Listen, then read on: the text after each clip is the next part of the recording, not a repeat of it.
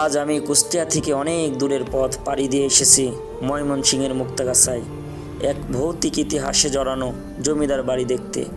বাইরে থেকে দেখলেই যেন কেমন গা ছমছম অনুভব হয়। জানালা দরজা ভাঙা, ছাদের প্লাস্টার খসে পড়া, মনে হয় কখন যেন পিছন থেকে কেউ এসে ধরবে।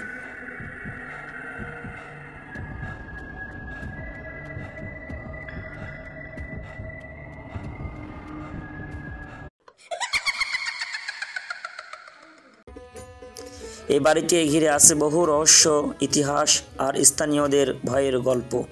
চলুন আজ দেখেই নি এটি সত্যি নাকি শুধু একটি পুরানো জমিদার বাড়ি, নাকি এর মাঝে লুকিয়ে আছে এক ভয়ঙ্কর অধ্যায়।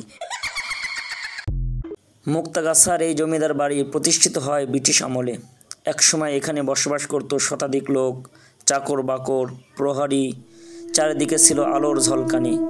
আজ সেই বাড়ি পড়ে আছে ভাঙা দরজা জানালায়, ঝুলে থাকা ছাদের নিচে আর রাত্রির নীরবতায়।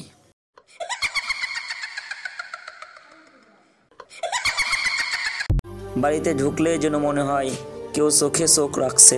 হঠাৎ জানালার পর্দা নড়ে উঠল, কে যেন ছায়ার মতো চলে গেল পাশ দিয়ে। লোকমুখে শোনা যায় রাত হলেই এখানে আর কেউ থাকে না।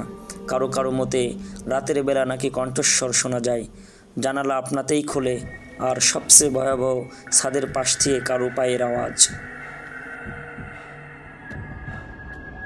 এই জমিদার বাড়ির পাশে রয়েছে একটি বহু পুরানো মন্দির, যা এখনও সকালের 10টা থেকে বিকেলের 4টা পর্যন্ত খোলা থাকে।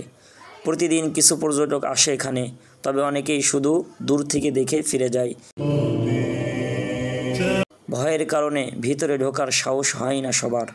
পুরো বাড়িটি দেখতে সত্যি মনোমুগ্ধকর, তবে এটি কোনো পার্ক বা মিউজিয়ামের মতো নয়। শুধু এই একটি বিল্ডিং দেখার জন্য অনেক দূর থেকে আসা একটু হতাশাজনক হতে পারে। তবে যদি আপনি ইতিহাস ভালোবাসেন, সাহস করে ভয় জয় করতে চান, তাহলে জায়গাটি একবার ঘুরে দেখা উচিত। এই ভিডিওটি ভালো লাগলে একটি লাইক দিন আর সাবস্ক্রাইব ও ফলো করে আমাদের সাথেই থাকুন।